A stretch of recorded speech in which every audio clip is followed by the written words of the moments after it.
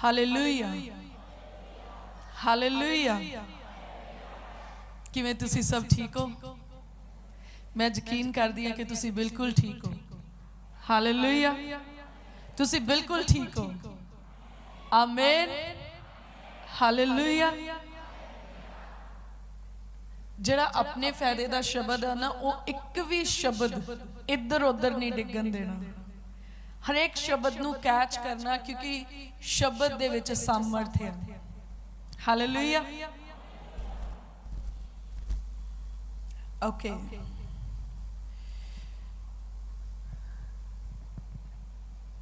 अज असी हिंदी दे विच परमेश्वर दे वचन नू सुनांगे। Hallelujah, praise the Lord.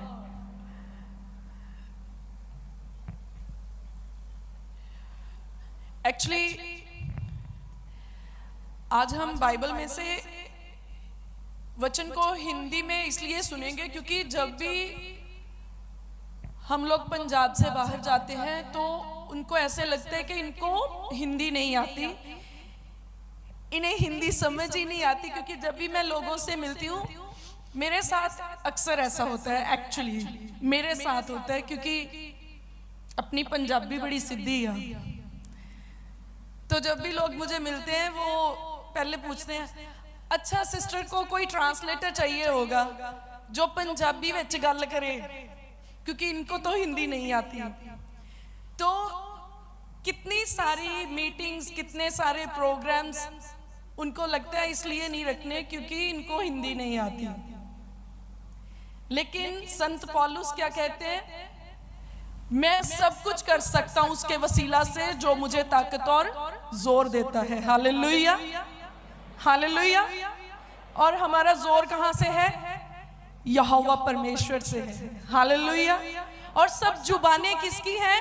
उसी की हैं। सब भाषाएं किसकी हैं? उसी की हैं। तो अगर कुछ भी नया आपको चाहिए, कुछ भी नया आपको करना है, घबराओ नहीं, डरो मत, बस परमेश्वर से मांगो, आपके लिए हो जाएगा। हालेलुया। कुछ भी नया करना है, ये मत सोचो मैं नहीं कर सकता। आप सब कुछ कर सकते हो परमेश्वर के जोर से, पवित्र आत्मा की अगुवाई से। हालेलुया। और वो आपको करने देगा, क्योंकि वो चाहता है आप नए नए काम करें। हालेलुया। वो आपको नई नई बरकतें, नई नई आशीषें देना चाहता है। हालेलुया। नई गवाहियों के साथ वो आपको खड़ा करना चाहता है। हालेलुया। तो आज कितने लोग यहाँ चंगे होने के लिए आए हैं? सब के सब। क्या आप सब बीमार हो? सबने हाथ उठाए। क्या आप सब बीमार हो? मैंने पूछा था कितने लोग चंगे होने के लिए आए, और आप सबने हाथ खड़े कर दिए। आप चंगे हो चुके हो, इसलिए यहां पहुंचे हो। हालेलुया।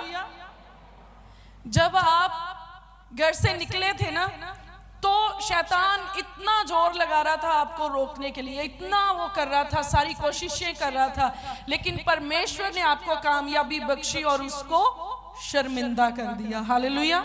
आप चंगे होकर यहाँ पहुंचे हो कि खुदा के काम को सबके सामने जो बता सको कि सचमुच हमारा खुदा जिंदा खुदा बने। हालेलुया। तो आज कितने लोग चंगा होना चाहते हैं? सब चंगे हो चुके। Hallelujah hallelujah. वाह। आओ हम परमेश्वर के वचन में से देखेंगे। भजन संहिता की पुस्तक उसका 103 चैप्टर और 3rd वर्स में ऐसे लिखा है, बुक ऑफ साम, जबूर की किताब है जो उसमें से, वही तो तेरे सब अधर्म को क्षमा करता और तेरे सब रोगों को चंगा करता है। हालेलुया। क्या लिखा है? वही तो तेरे सब अधर्म को क्षमा करता और तेरे सब रोगों को चंगा करता है। क्या आप जानते हो बीमारियां कहां से आती हैं? एक्चुअली में जो बीमारियां इंसान को लगती हैं वो अधर्म के कामों से आती हैं, वो पाप करने की सजा है। जब हम पाप करते हैं, व्यभिचार में रहते हैं, बुरी बुरी सोचते रहते हैं, गुनाह भरे ख्यालों में खोए रहते हैं, तो क्या होता है? बीमारियां पनपती हैं, बीमारियां जन्म लेती हैं। और वचन में क्या लिखा है? वही तो तेरे सब अधर्म को क्षमा करता। कौन है वही? वो परमेश्वर, वो यहोवा परमेश्वर, जिसका नए नेम में हमें नया नाम यीशु दिया गया। हालेलुया। वही यहोवा परमेश्वर जिसका नाम नए नेम में आकर हमको यीशु करके दिया गया।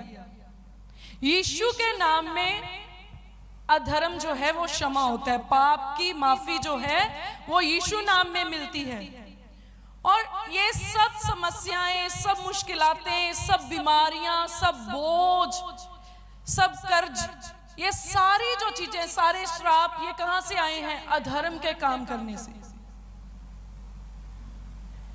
अगर हमारे पड़ोसी ने कुछ नया ले लिया, उसके मुंह पे हम कहेंगे बड़ी खुशी हुई, बधाई हो, कांग्रेट्स। फ्रेंड्स को मैसेज करते हैं ऐसे बड़े बड़े अच्छे अच्छे मैसेज। किसी को लिखना नहीं आता तो वो गूगल पे जाता है, कॉपी पेस्ट करके भी वो करता है, लेकिन मन में जलन है, मन खुश नहीं हुआ। इसका ये काम कैसे हो सकता है? इसको ये कैसे मिल सकता है? मैं इतने समय से कोशिश कर रहा हूं, मैं भी नौकरी करता हूं, मैं भी काम करता हूं, मैं भी खेत में ट्रैक्टर चलाता हूं, हल जोता हूं, ये सारे काम करता हूं, ये मेरे से आगे कैसे निकल गया? मैं इससे 1 साल पहले से चर्च जाता हूं, अभी इसको 3 साल हुए, मुझे तो 4 साल हो गए, इसे मुझसे पहले आशीष कैसे मिल गई? ये कुड़ना, कुड़कुड़ करना, कुड़पतन से भरे रहना, जेलस के स्पिरिट में रहना, ये हमारे अंदर ऐसी बीमारियों को जन्म देता है जिसका इलाज डॉक्टर के पास नहीं है। हम सब परमेश्वर के पास कब पहुंचे? जब डॉक्टर के वश से बाहर निकल गया सब कुछ, जब बीमारियां डॉक्टर को समझ नहीं आई, तब हमने सोचा चलो अब परमेश्वर के पास चलते हैं। ऐसे तो नहीं हुआ कि सिर में दर्द हुआ तो आप सीधा परमेश्वर के पास आ गए, चलो छोड़ो दवाई क्या खानी, डॉक्टर के पास क्या जाना है, इधर उधर बाबा तांत्रिक वांत्रिक ये सब क्या करना है, सीधा अपने परमेश्वर के पास चलते। कोई ऐसे आया क्या? सब कब आए? जब थक चुके, जब हार चुके, जब मरने को थे, जब कोई रास्ता नजर नहीं a रहा था, तब सोचा चलो अब एक ही बचा है, वहीं भी जाके देख लेते हैं। तब हम पहुंचे।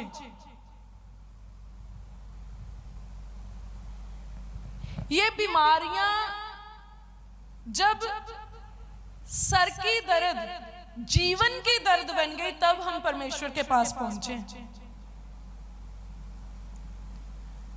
जब बदन का जलना दिल का जलना बन गया, तब हम परमेश्वर के पास पहुंचे।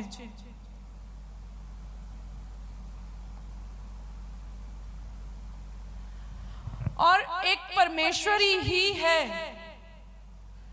जो ये सारी बीमारियों से हमें चंगा करना चाहता है और चंगा कर सकता है। सिर्फ वही है, क्योंकि ये जो लंबी लंबी बीमारियां होती है ना, जैसे जब वेदर चेंज होता है तो फ्लू का होना नॉर्मल रहता है। किसी को खांसी, किसी को जुकाम, किसी को माइल्ड फीवर, टायर्डनेस, ये बीमारियां नहीं एक्चुअली में, ये सिम्टम्स ऑफ वेदर चेंजेस इसको बोलते हैं, मौसम के बदलने के निशान। ये बीमारियां नहीं है। बीमारियां क्या है? एक ऐसे रोग में फंसे रहना जो दवाई खाने के बाद भी चंगा नहीं हो रहा, और कई सालों से आप उसी में फंसे हुए हो, वो रोग आपको पकड़े हुए है, डॉक्टर को समझ नहीं आ रहा, रिपोर्ट्स में आ नहीं रहा वो, और चलने फिरने में आप असमर्थ हो रहे हो, कोई मदद करने वाला नहीं, कोई समझने वाला नहीं। जब डॉक्टर्स बोल दें ये लाइलाज हो चुका है, तो उसका इलाज खुदावंद के पास होता है। हालेलुया। और ये सारे के सारे जो रोग हैं, जो लंबे समय से किसी को लगे हुए हैं, ये पाप की निशानी है, ये पाप की मजदूरी है, क्योंकि वचन में लिखा हुआ है पाप की मजदूरी मौत है। और मौत धीरे धीरे वाली मौत, एवरीडे थोड़ा थोड़ा मरना। कोई फिक्र से मर रहा, कोई बीमारियों से मर रहा, किसी अलग अलग तरह से मर रहे हैं लोग। ये पाप की मजदूरी है।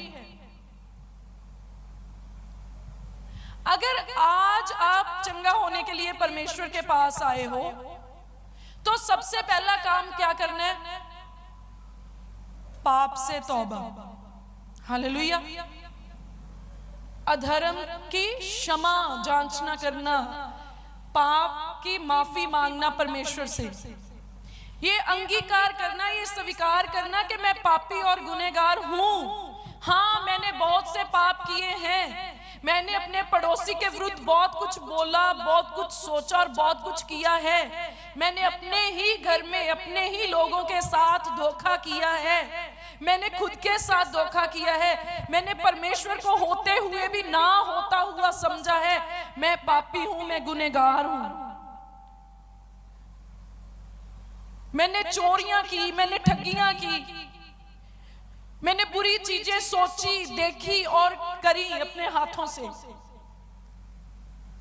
ये अंगीकार करना आज परमेश्वर के सामने। और वचन क्या कहते हैं? वही तो तेरे सब अधर्म को क्षमा करता। वही, सिर्फ वही, वो सर्वशक्तिमान सामर्थी परमेश्वर, सिर्फ वही आपके अधर्म को, मेरे अधर्म को क्षमा कर सकता है। कोई इंसान नहीं, सिर्फ परमेश्वर। और अगर आप बिना तौबा किए, बिना रिपेंटेंस के, अगर आप हीलिंग प्रेयर के लिए आगे आओगे, हाथ रखवा के प्रार्थना करोगे, ले हैंड करवाओगे, तो मैं आपको एक बात यहां से कह देती हूं, आप चंगा होने वाले नहीं हो। क्योंकि जब तक पाप क्षमा ना किए जाएं परमेश्वर की तरफ से, आप चंगे हो ही नहीं सकते। तो सरमन के बाद, ये मैसेज के बाद, सबके पास 7 मिनट का टाइम रहेगा। 7 मिनट हम सबके पास होंगे। सब लोग जो भी पाप आपको अपने जीवन में पता है, नजर आ रहे हैं, नहीं नजर आ रहे, सब पापों के लिए आपने परमेश्वर से माफी मांगनी है, और सच्चे दिल से माफी मांगना। ये मौका बार बार मिलने वाला नहीं है, ये गोल्डन चांस है, क्योंकि हम नहीं जानते हमारे पास और कितना समय। कभी कभी किसी को लगता मैं तो अभी जवान हूं, अभी तो मेरे पास 50 वर्ष और पड़े, अभी मैं सिर्फ 30 का हूं, 20 का हूं। किसी को लगता है मैं 50 का हूं, अभी 30-40 और हैं। कोई नहीं जानता कितना समय किसके पास है। ये सारी हमारी अपनी ओन इमेजिनेशन है कि मेरे पास इतना तो है, एक अपना ही सीन क्रिएट किया हुआ है। कितने लोग हंसते खेलते घर से निकलते हैं, खबर आ जाती है एक्सीडेंट में ये हो गया। कितने लोग खाते खाते किसी को फोन जाता है, वो तो खाना खा रहा था, वो खाने की गराई उसके गले में अटकी और बंदा चला गया। कोई तो हंसते खेलते। और अभी तो कितनी यूट्यूब पे मैंने वीडियोस देखी, लोग डांसिंग फ्लोर पे भी श्वास छोड़ के चले गए, उनकी सांसें बंद हो गई। कहते हैं कि वर्कआउट करो, जिम करो, ये करो, वो करो, लंबे जीवन के लिए करना चाहिए, फिटनेस के लिए करना ही चाहिए। लेकिन अगर हमें ये लगता है कि जिम जाने से हमारी आयु बढ़ती है, हमें लॉन्ग लाइफ मिलती है, तो ये गलतफहमी है। कितने लोग जिम में वर्कआउट करते हुए मरे हैं, कितने डॉक्टर्स अपनी ड्यूटी के टाइम पे किसी को ऑपरेट करते, किसी को मेडिसिन देते हुए अपनी चेयर पे मरे हैं। कोई नहीं जानता किसके पास कितना समय है। ये एक राज है जो परमेश्वर ने अपने हाथ में रखा है और किसी को नहीं बताया। इसलिए आज जो समय है इसको हम कैश करेंगे। आज हमें ये समय मिला कि हम रिपेंट करें, हम तौबा करें, पश्चाताप करें। ये मौका जाने नहीं देना। इस समय आफ्टर सरमन हम सब अपने गुनाहों का पश्चाताप परमेश्वर के आगे करेंगे। किसी किसी को लगता होगा मैंने तो बैप्टाइज किया है, मुझे क्या जरूरत है, मुझे इतने साल हो गए चर्च आते हुए, रोज तौबा की कोई जरूरत नहीं, मैंने तब कर ली थी तौबा और परमेश्वर ने मेरे पाप माफ कर दिए। अभी तो उसने मुझे लड़के की आशीष भी दे दी, मेरी शादी होगी, मेरे बच्चों की शादी होगी, मुझे नई जॉब मिल गई, वीजा मिल गया, मेरे तो पाप क्षमा हुए, इसीलिए ये सब चीजें मिली। ये सब चीजों का मिलना इस बात का दावा पेश नहीं करता कि परमेश्वर हमसे प्रसन्न हो गए या फिर हमारे पाप जो हैं वो बख्श दिए गए। क्योंकि उसके बाद हमने कितनी गलतियां की, कितनी गंदी गंदी सोचें सोची, कितनी गलत चीजें बोली, कितनी गलत चीजें सुनी, कितनी देखी, क्या कुछ नहीं किया। एवरी डे हम पता नहीं कितने कितने पाप करते हैं। और मैं ये विश्वास करती हूं अगर हम आज पूरे दिल से, सच्चे दिल से पश्चाताप कर लें, एक भी जन ऐसा नहीं होगा जो चंगा ना हो। सभी चंगे होंगे यीशु मसीह के नाम से, सभी के सभी, एक एक जन चंगा होगा, एक एक जन। बस आपको विश्वास में रहना है और पूरे दिल से अपने गुनाहों का अंगीकार करना है और विश्वास क्या करना है कि यीशु मसीह मेरा मुक्तिदाता है। हालेलुया। यीशु मसीह मेरा मुक्तिदाता है। वो आज मुझे मेरे हर दुख से, हर तकलीफ से, हर समस्या से मुक्त कर देगा। हालेलुया। क्योंकि वो मुक्तिदाता है। हालेलुया। और लिखा है तेरे सब अधर्म को क्षमा करता और तेरे सब रोगों को चंगा करता है। तेरे कितने रोगों को चंगा करता है? सब रोगों को। कोई भी रोग हो, कोई ऐसे भी रोग हो जिसका जिक्र आप करने में हिचकिचाते हो, उस रोग से भी वो आपको चंगा करना जानता है। जिस रोग के बारे में आप जिक्र नहीं करना चाहते कि अगर किसी को पता चल गया, हो सकता है मेरी शादी ना हो सकता है मुझे जॉब ना मिले, हो सकता है मेरी रेपुटेशन खराब हो जाए, वो सारे रोग जो छिपे हुए हैं, जिनको आप गुप्त कहते हो, वो आपको छिपे हुए रोगों से, गुप्त रोगों से भी चंगा करता है। हालेलुया। वो सब रोगों से जो आप टेस्ट करवाते हो लेकिन रिपोर्ट में नहीं आ रहे, पर आप परेशान हो। बहुत से लोग ऐसे हैं जिनके जिस्म में दर्द है, जिनके जिस्म में कमजोरी है, जिनके साथ जिनको फिजिकली एक्टिविटीज में काफी सारी परेशानियां आ रही हैं, लेकिन जब वो टेस्ट करवाने जाते हैं ना तो कुछ स्कैनिंग में आ रहा है, ना किसी रिपोर्ट में आ रहा है, ना कोई इन्फेक्शन उनको नजर आ रही है, लेकिन वो परेशान है। इसका क्या अर्थ हुआ? क्या वो झूठ बोल रहे हैं? नहीं, वो सच ही बोल रहे हैं, लेकिन वो बीमारी जो है वो फिजिकली नहीं, वो स्पिरिचुअल है। जो बीमारियां जिस्मानी हैं, जो बीमारियां मौसम के बदलने से हैं, जो बीमारियां बाहर की तरफ से है, वो बाहर नजर आती हैं, वो रिपोर्ट्स में आती हैं, लेकिन जो बीमारियां आत्मिक हैं, स्पिरिचुअल हैं, वो किसी रिपोर्ट में आती नहीं, लेकिन वो ज्यादा गंभीर है जिस्मानी बीमारियों से और उन बीमारियों से जो रिपोर्ट्स में आती हैं।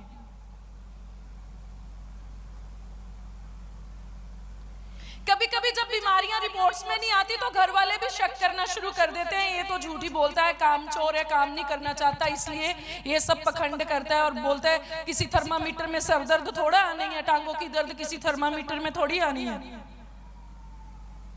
उनको लगता है ये ऐसे ही करते हैं और वो बोलते हैं चल चल ऐसे पड़ा रहता है, काम कर। लेकिन वो बेचारा, उसको पता है उसके साथ क्या हो रहा है। ऐसी सब बीमारियां जो किसी इंसान की समझ से, किसी मशीन की समझ से बाहर हैं, वो परमेश्वर की समझ में आती है और वो आज आपको उन सब बीमारियों से चंगा करेगा। हालेलुया। वो सब बीमारियों से आपको चंगा करेगा। बहुत से लोग, उनको लगता है, मैं बहुत से ऐसे लोगों को भी जानती हूं जो अच्छे हो चुके, जो भले हो चुके, लेकिन उन्होंने कोई टेस्टिमनी नहीं दी, कोई टेस्टिमनी नहीं दी। वो शर्माते, उनकी बीमारियां ही ऐसी थी, उनकी परेशानियां ही ऐसी थी, उनकी मुश्किलें ऐसी थी कि उनका जिक्र करने में उनको शर्म आती। लेकिन वो मन से शुक्रगुजार हैं परमेश्वर के, क्योंकि वो जानते हैं उनके जीवन में एक बड़ा काम हो गया। पता है वो कैसी कैसी बीमारियां और कैसी कैसी समस्याएं होती है।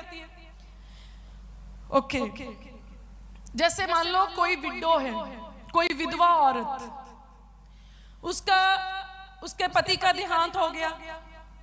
अब उसको हेल्प करने वाला कोई नहीं है। कोई कोई तो लेडीज रहती हैं जिनको पेरेंट्स हेल्प करते हैं, इन लॉज हेल्प करते हैं, ससुराल से जहाँ उसके पीछे माता पिता की ओर से मदद मिलती है। लेकिन कुछ लोग ऐसे होते हैं जो किसी की मदद नहीं कर सकते, इसलिए कुछ विडोज ऐसी होती हैं जिनको कहीं से भी कोई मदद नहीं मिलती, और उनकी इस लाचारी का फायदा बहुत से दानव लोग उठाते हैं।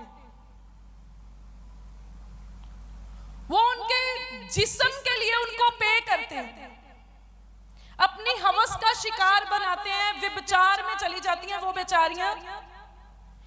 क्यों? क्योंकि उनके घर में कोई अन्न जल दे रहा है उनको, कोई उनकी जरूरतें पूरी कर रहा है, उनके बच्चों की फीस दे रहा है, इसलिए वो बेचारियां इस समस्या में पड़ी रहती हैं। जब वो चर्च आना शुरू करती, बहुत सी सिस्टर्स मुझे ऐसी मिलती हैं, मैं ऐसे ही खुद ही से कोई स्टोरी आपके साथ नहीं शेयर कर रही हूं, बहुत सी बहनें मिलती हैं हमें। जब वो चर्च आती हैं फिर उनको पता चलता है ये तो पाप है, मुझे ये सब नहीं करना चाहिए। पहले भी उनको पता है, लेकिन उनको लगता है कि नहीं, किसी और तरफ से नहीं मिल रहा, इसलिए वो सब चलने देती है।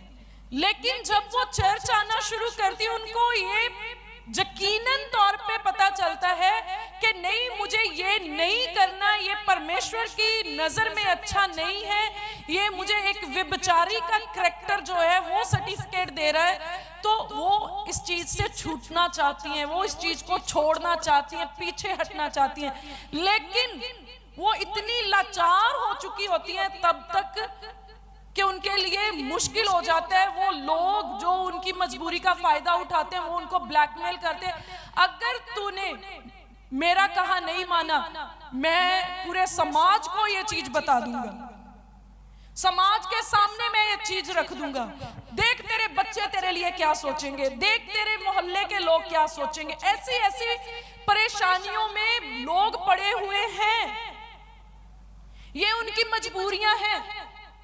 फिर वो रेगुलर प्रेयर करना शुरू करती हैं।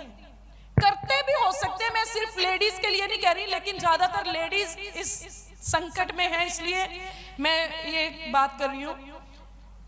जब वो कंटिन्यू प्रेयर करना शुरू करते हैं कि खुदा तू मुझे पवित्रताई में देखना चाहता है, मैं पवित्र बनने के लिए तैयार हूं, मुझे इस संकट से बाहर निकालो, मुझे ये लोगों से, वो जब ऐसी प्रार्थनाएं दिल से करती है ना, अपने पाप को मान के छोड़ने के लिए जब वो तैयार हो जाते हैं लोग, तो परमेश्वर कुछ ना कुछ आश्चर्य कर्म करके, कुछ ना कुछ अचंबा काम करके, वंडरफुल मिरेकल करके परमेश्वर उनको इस कीचड़ से बाहर निकालते हैं और पवित्रताई में खड़ा कर देते हैं। हालेलुया। वो आजाद हो जाते हैं ऐसे लोग, लेकिन वो कैसे टेस्टिमनी दे, उनको ये बात करने में शर्म आती है, क्योंकि यही तो उन्होंने परमेश्वर के आगे दुआ की कि खुदा मेरे कामों को जाहिर मत करना, लेकिन तू गुप्त में सुनने वाला परमेश्वर है, मुझे गुप्त में आजाद कर। और बाइबल में ये लिखा हुआ है, लिखा है तू दूसरों के जैसे और लोगों के जैसे तू चिल्ला मत, चौक में खड़ा होके, चौराहों पे चौरस्तों में खड़ा होके तू ऊंची आवाज से ये मत कर, वो लोग अपना फल पा चुके। मैं तेरा परमेश्वर जो गुप्त में हूं, तेरी गुप्त प्रार्थनाओं का उत्तर देना जानता हूं। हालेलुया। मैं जानती हूं आज यहां ऐसे लोग बैठे हुए हैं, ऐसे ही ये स्टोरी शेयर नहीं हुई। इस तरह की प्रॉब्लम्स में बहुत सारे ऑनलाइन सुनने वाले लोग हैं, बहुत सारे कुंवारे बच्चे इस संकट में फंसे हुए हैं। कोई तो मजबूरी के वश में पड़ के फंसा, लेकिन कोई तो बहला लिए गए, वो बहल गए। अब वो इस जाल में फंस चुके, इतनी बुरी तरह के निकलना उनको नजर नहीं आ रहा। लेकिन यीशु मसीह ने क्या कहा? मार्ग, सत्य और जीवन मैं हूं। हालेलुया। जब कोई मार्ग नजर ना आए तो यीशु की ओर देखो, क्योंकि वही मार्ग है, वही आपको निकालेगा। हालेलुया। फिर आप कितनी भी गहरी खाई में क्यों नहीं गिरे, वो वहां से भी आपको निकालने के लिए सामर्थ्य है। हालेलुया। हम देखेंगे निर्गमन की पुस्तक, उसका 15th चैप्टर 26 आयत, व्यवस्था सार की किताब है वो। इसमें लिखा है कि यदि तू अपने परमेश्वर यहोवा का वचन तन मन से सुने और जो उसकी दृष्टि में ठीक है वही करे, और उसकी आज्ञाओं पर कान लगाए और उसकी सब विधियों को माने, तो जितने रोग मैंने मिस्रियों पर भेजे हैं उनमें से एक भी तुझ पर ना भेजूंगा, क्योंकि मैं तुम्हारा चंगा करने वाला यहोवा हूं। हालेलुया। हालेलुया। अगर हमने चंगा होना है, अगर हमने बीमारियों से बाहर रहना है, तो क्या करना है? वचन क्या कहते हैं करने के लिए? परमेश्वर यहोवा का वचन है। क्या है वचन? तन मन से सुने। यहोवा का वचन कैसे सुनना है? तन से भी और मन से भी। ये जो कान है ना, ये बाहर के कान है। बहुत सी चीजें हैं जो ये कान सुनते हैं, लेकिन बहुत सी चीजें जो इनको सुनाई नहीं देती, वो सीधी मन के कानों को सुनाई देती हैं, और मन के कान नजर नहीं आते, क्योंकि जो मन है ना वो स्पिरिचुअल थिंग है, जो दिल है वो फिजिकल है, लेकिन जो मन है वो स्पिरिचुअल है। और जो मन के कान है वो आपके अंतर आत्मा के कान हैं। तो वचन क्या कहता है कि जब हमने परमेश्वर की बातों को सुनना है, आज जो आप सरमन सुन रहे हो ये किसी इंसान का नहीं है, ये परमेश्वर की बातें हैं, ये परमेश्वर का वचन है। और जब भी हमने परमेश्वर के वचन को सुनना है तो कैसे सुनना है? बाहर के कानों से और मन के कानों से, अंदर के कानों से भी हमने सुनना है। ऐसे नहीं कि आपको सुनाई तो दे रहा है लेकिन आप समझने की कोशिश ही नहीं कर रहे। बहुत से लोग हैं वो क्या करते हैं, इधर से सुना इधर से निकाल दिया, उन्होंने अंदर तक आने ही नहीं दिया, परमेश्वर के वचन को उतरने ही नहीं दिया। लेकिन परमेश्वर का वचन क्या कहता है? आप बाहर के कानों से सुनो और सुन के अंदर तक लेके आओ। परमेश्वर के वचन को फिजिकली भी हमने पूरा करना है और स्पिरिचुअली भी। जिस्मानी तौर से भी हमने अपने जो भी काम है, अपने काम धार्मिकता के अनुसार, परमेश्वर की इच्छा के अनुसार ही करने हैं। और जो हमारी सोचें हैं, जो हमारे ख्याल हैं, जो हमारे विचार हैं, वो भी सारे के सारे परमेश्वर की इच्छा के अनुसार ही होने चाहिए। बहुत लोग हैं जो बाहर के जो काम है वो सारे काम दिखने वाले काम, जहां दिखाने वाले जो काम है वो ऐसे करते हैं जो लोगों को अच्छे लगे, लेकिन उनके अंदर के जो काम है वो बहुत ज्यादा बुरे हैं, क्योंकि वो दिखाई नहीं पड़ते। लेकिन परमेश्वर का वचन हमें क्या कहता है? बाहर के काम भी साफ होने चाहिए और अंदर के काम भी साफ ही होने चाहिए। बाहर से आप मुझे कह रहे हो आप बड़े अच्छे हो, मैं आपको बहुत पसंद करता हूं, मैं आपको बहुत सुनता हूं, ये सारी बटरिंग एंड एवरीथिंग, लेकिन जब भी मौका मिला तो बैकबाइट्स, चुगलियां, निंदिया, वो सारी चीजें, बुराइयां। तो परमेश्वर को हमारे दो रूप नहीं चाहिए, उसको एक ही चाहिए। और कौन सा चाहिए? जो उसी के जैसा है। हालेलुया। क्योंकि परमेश्वर ने हमें कैसा बनाया? अपने जैसा। कैसा बनाया? अपने जैसा। तो हम उसको कैसे दिखने चाहिए, कैसे नजर आने चाहिए? उसी के जैसे, जैसा उसने हमें बनाया वैसे हम उसको नजर आने चाहिए। और वो कैसा है? अंदर और बाहर एक जैसा। Hallelujah, hallelujah. तो लिखा है, यदि तू अपने परमेश्वर यहोवा का वचन तन मन से सुने और जो उसकी दृष्टि में ठीक है वही करे। क्या, कैसे काम करने? जो उसकी दृष्टि में ठीक है, जो उसको जचते हैं, जो उसके मन को भाते हैं, वही काम अगर हम करें, जो उसको ठीक लगते हैं वो काम करें और उसकी आज्ञाओं पर कान लगाएं। किस चीज पे कान लगाने हैं? परमेश्वर की आज्ञाओं पर। लेकिन हम किस चीज पे कान लगाते हैं? ये मेरे बारे में क्या बोल रहे हैं, ये क्या बात चल रही है, वहां क्या हो रहा है।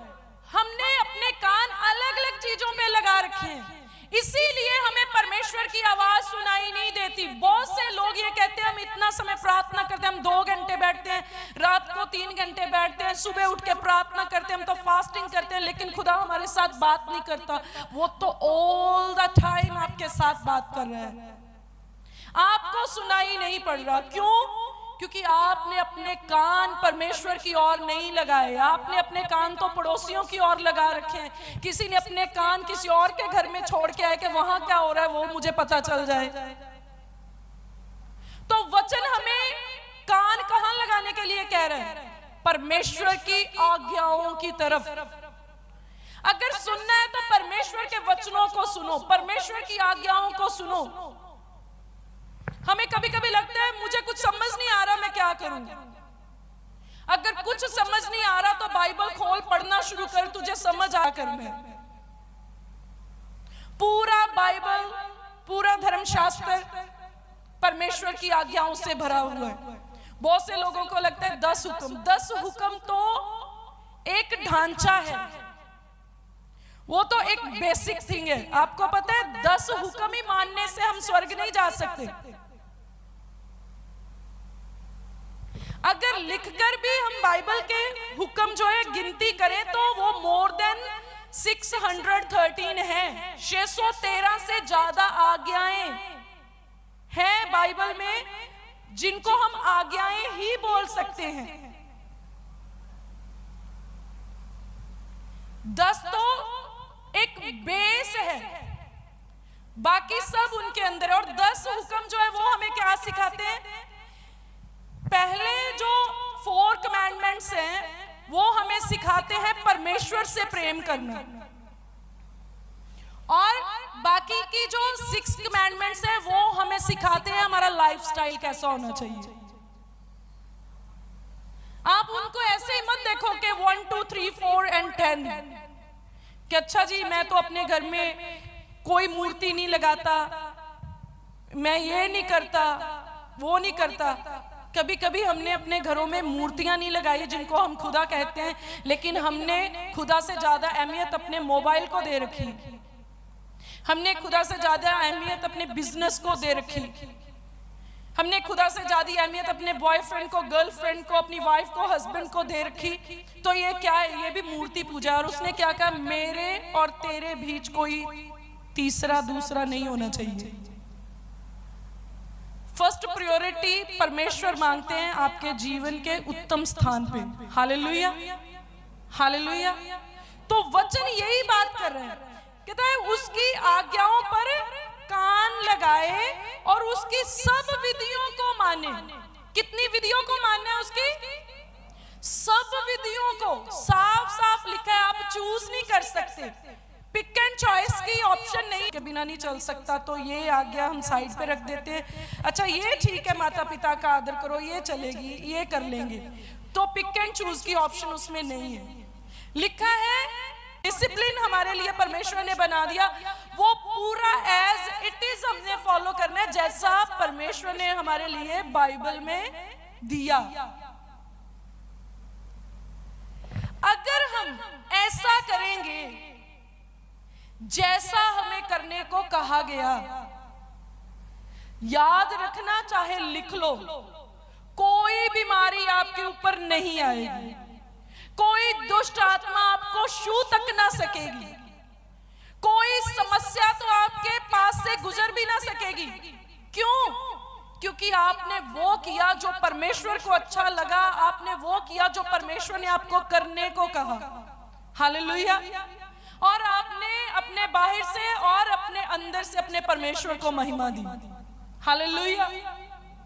तो वचन में ये लिखा है, कहता है और उसकी सब विधियों को माने, तो जितने रोग मैंने मिस्रियों पर भेजे हैं उनमें से एक भी तुझ पर ना भेजूंगा। आपको पता है मिस्री लोगों के ऊपर बहुत सी विपदा जो थी वो परमेश्वर की ओर से भेजी गई थी। बहुत सी बवा, बहुत सी बीमारियां, बहुत से रोग उन लोगों पे आए थे। कितनों को पता है? अच्छा इतने थोड़ों को पता है। आप बाइबल नहीं रखते घर में? बोलो रखते तो हैं, पढ़ते नहीं। तो बाइबल पढ़ना शुरू करो। जब इजरायली मिस्र में बंधुए थे, गुलाम थे, और मिस्र का राजा इजरायलियों को छोड़ना नहीं चाहता था, जैसे कि परमेश्वर ने कहा था मूसा के जरिया से कि तू हमारे लोगों को जाने दे। यहोवा यूं कहता है कि तू इजरायलियों को छोड़ दे और जाने दे। उसने जब नहीं माना परमेश्वर का फरमान, तो परमेश्वर ने अलग अलग तरह की बीमारियां, अलग अलग तरह की जो विपदा थी वो मिस्र के ऊपर, मिस्री लोगों के ऊपर, उनके जल पानी के ऊपर, उनके पशुओं के ऊपर, उनके बच्चों के ऊपर, उनके अनाज के ऊपर, सारी चीजों पे परमेश्वर ने अपना क्रोध भेजा था।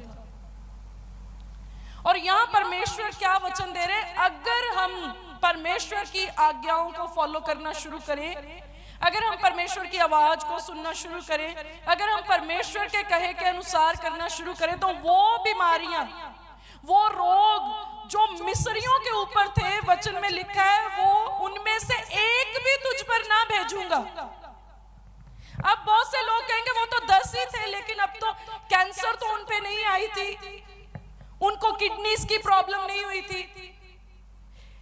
ये सब जो अभी बालक है ना मसीह में, ये उनकी बातें, जो अभी बच्चे हैं, न्यू बॉर्न कह सकते हैं, ये सारे सवाल उन्हीं के अंदर पनप सकते हैं, पैदा हो सकते हैं। एक्चुअली में इसका अर्थ क्या है? परमेश्वर ने मिस्रियों के पानी को भी श्रापित किया। तो वचन में लिखा है एक भी वो रोग जो मिस्रियों के ऊपर आया वो तुझ पर नहीं भेजूंगा। तो आपके पानी के ऊपर कभी भी परमेश्वर का क्रोध नहीं होगा। हालेलुया। मिस्रियों के जो पशु थे, मांसाहारी थे, वो मवेशी थे, जो भी, वो सारे पशुओं के ऊपर परमेश्वर का क्रोध हुए। तो उन पे परमेश्वर का क्रोध नहीं आएगा। हालेलुया। चाहे वो किसी भी तरह की कोई बीमारी संसार में क्यों ना फैली हुई हो, वो आपके पशुओं के ऊपर नहीं आएगी। हालेलुया। मिस्री लोगों के बच्चों के ऊपर परमेश्वर का क्रोध आया, तो परमेश्वर का प्रॉमिस आपसे ये है कि अगर आप परमेश्वर की आज्ञाओं को, परमेश्वर की विधियों को, परमेश्वर की इच्छा के अनुसार मानोगे, तो आपके बच्चों के ऊपर भी कोई संकट, कोई बवा कभी ना आएगी। हालेलुया। उनकी जो मिस्र के लोग थे, उनकी फसलें खराब हो गई, तो परमेश्वर का प्रॉमिस है कि अगर आप परमेश्वर की आज्ञाओं को, विधियों को मानोगे, तो आपकी फसलें कभी भी नाश नहीं होंगी, आपके खेत का फल भरपूर होगा। Hallelujah, hallelujah. तो ये जो वचन है, इनको हमने गहराई से समझना है कि सिर्फ 10 रोगों की बात नहीं हो रही, ये बात हो रही है कि परमेश्वर आपकी किसी भी चीज को कर्ज नहीं करेंगे अगर हम परमेश्वर की इच्छा के अनुसार और परमेश्वर के वचन के अनुसार चलना शुरू करें, और परमेश्वर की विधियों के अनुसार चलना शुरू करें। और परमेश्वर की विधियां क्या हैं? परमेश्वर की विधियों में यह भी तो लिखा है ना कि 6 दिन काम कर और 7वें दिन को पवित्र समझ के परमेश्वर के हुजूर में हो। क्या सबके सब रेगुलर हैं? बहुत थोड़े से हैं जिन्होंने हाथ खड़ा किया। बाकी सब छुट्टियां मनाने कहां जाते हैं? शिमला, हिमाचल, किधर जाते हो? सिनेमा, क्लब, ठेके, किट्टी पार्टी, ब्याह शादियां। अगर हमको वो सारी आशीषें चाहिए जो जिनका जिक्र बाइबल का परमेश्वर करता है, जिनका जिक्र बाइबल को मानने वाले लोग करते हैं, जिनके बारे में परमेश्वर के वचन में लिखा है, तो हमको भी वो सारे काम करने जिनकी आज्ञाएं हमें दी गई हैं। हालेलुया। अगर हमें वो सब चाहिए जो बाइबल में है, तो हमें वो सब भी करना होगा जो बाइबल में है, क्योंकि टर्म्स एंड कंडीशंस अप्लाइड हैं, नेम और शर्तें जो हैं वो लागू हैं।